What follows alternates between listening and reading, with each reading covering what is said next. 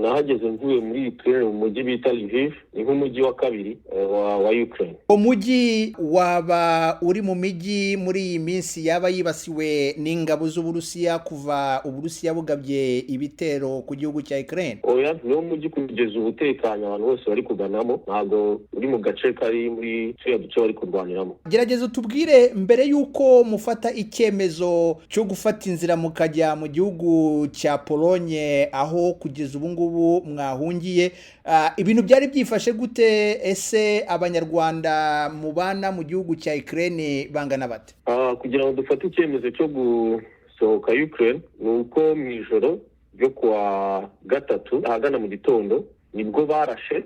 Ntabwo twigeze tubigira ibintu bikomeye kuko bari basanzwe n'ubundi barwana turuka kera, murabizi. Ahubwo bafataga agace kamwe karimo inganda wegereza Kharkov, nibwo perezida ubwe yatangaje ko igihugu kigiye kurwana bitakiri mu bintu by'ibiganiro. Umunsi ukurikiyeho nibwo batangiye kurasa, no mu makuru bicamo bavuga yuko n'abaturage ubwabo bemeye gutunga imbunda bakajya kurwana. Icyo gihe nibwo twafashe umwanzuro wo kuba dushaka inzira twacamo kugira ngo tutazahura n'ibibazo. Abanyarwanda muri rusange batuye muri icyo gihugu bangana bate? Ndagereranya ubu ngubu navuga nka 74, ariko tujya kugera mu 100 kubera ko harimo abasubiye mu Rwanda mbere yuko intambara itangira. Hari abanyarwanda bashobora kuba bari muri turiya duce twibasiwe n'imirwano, cyane cyane twegereye igihugu cy'Uburusiya, aha ndavuga nk'uduce twa Kharkiv, za Kiev n'ahandi. Bari ariko ubu ntabwo bakiriyo, bose bamaze kugera mu mujyi wa Lviv, baratekanye. Turi kugerageza gushaka ukuntu bavayo nabo, ndakeka ejo cyangwa se musibe ejo bazabashizeyo. Hanyuma gerageza utubwire uburyo murimo kugera muri icyo gihugu cya Polonye. Ese bikorwa nande? Hari uruhare leta y'u Rwanda ibifitemo kugira ngo ibe yabakura muri icyo gihugu cya Ukraine kugira ngo mugere muri Polonye? Kugeza ubu kuva mu duce buri wese avamo turifasha, tugakoresha uburyo bw'imodoka. Ubu ngubu ibiciro biba biri no hejuru, ugasanga bamwe bafite ikibazo cy'amafaranga ariko bakayihuriza hamwe bagateranya kugeza ubwo babonye bishyura umutaximeni, then bakagana ku mupaka wa Ukraine na Poland. Ariko kubera ko ubwinshi bw'abantu n'ubwinshi bw'imodoka hari aho zigera bikaba ngombwa ariko muvamo mukagenda nk'urugendo rw'ibirometero 20 n'amaguru, ni nk'amasaha 2 n'iminota 30. So iyo ugeze hariya habamo gutegereza kubera abantu benshi, ariko icyiza abanyamahanga babashyira ku ruhande nawe no gihugu cya Ukraine bakajya ku ruhande ko nibo benshi, kwambuka neza urebye nta kibazo. Hanyuma leta y'u Rwanda nayo iri kudufasha kubera yuko hari abakozi babo babiri bohedeje ku mupaka wa Poland, urasohoka bakahita bagufasha kugera waso ukagera nta tike utanze, ari ubuntu, bakanatwitaho. Urebye tumeze neza kugeza ubu, kandi izera yuko n'abari inyuma nabo barakomeza kubitaho kubera yuko turi gukomeza kuvugana kugira ngo twebwe twabashe gutambuka, tubabwire uburyo babigenzamo na ambasade ibidufashamo. Nk'umuntu wabaye muri icyo gihugu cya Ukraine, ibyo ari byo byose urakimenyereye, umenyeranye n'abaturage b'icyo gihugu.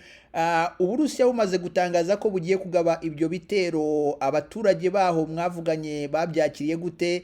Ese kuba kugeza kuri uyu munota Uburusiya butaragera ku ntego yo kuba bwafashe umujyi nka Kiev bwigaruriye igihugu bivuze iki? Mbere babanje no kuvuga yuko ingabo basubije inyuma ariko ari ukubeshya, nyuma baza gutangira kurasa, barasana n'abanya-Ukraine ariko barabiduhisha. Nyuma rero ubwo perezida yavugaga ngo bishyire hamwe bamanika amadarapo, ndabyibuka twese n'abanyamahanga twese baduhaye amadarapo, tujya mu muhanda badufata amafoto n'ibiki kugira ngo bagaragaze ko bashyize hamwe ntabwo bafite. Nyuma nibwo haje kubaho iyindi mpinduka, ubwo perezida nyine yavugaga ngo nta mpamvu yo kugira ubwoba, reka barwane.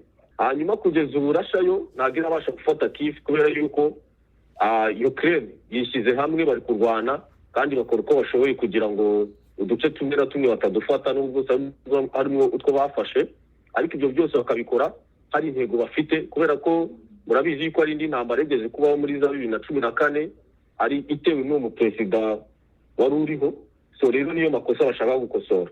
Muri make ni nko kubasengera kugira ngo ibyifuzo byabo bizakunde. Abanya-Ukraine benshi barimo guhunga barasa nk'abagaragaza ko ari uguhunga by'igihe gito, kuri bo bafite icyizere cy'uko leta yabo izanesha Abarusiya bagasubira kubaho nk'uko bari basanzwe babaho. Mwebwe namwe nk'abanyamahanga mwabaga muri icyo gihugu, icyo cyizere mu gisange n'abanya-Ukraine, muribaza ko muzasubira mu buzima bwanyu busanzwe ryari? Kuri twebwe nta cyizere dufite cyo kuvuga ngo twasubirayo vuba, gusa igihe kizabaho iyo ntambara irangira.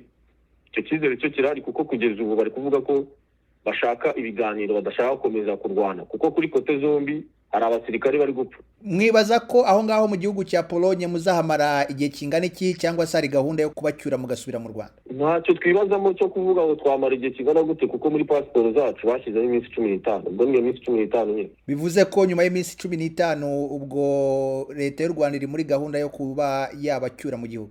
Bari kubidufashamo kuko abayobozi turi kumwe nabo umunsi ku wundi. Freddy Mupenzi, uyobora umuryango w'Abanyarwanda batuye mu gihugu cya Ukraine, nagira ngo ngushimire cyane kubw'akanya wahaye Ijwi ry'Amerika. Natwe turabashimiye cyane kubwitange mwagize no kutuganiriza kugira ngo mumenye ko duhagaze.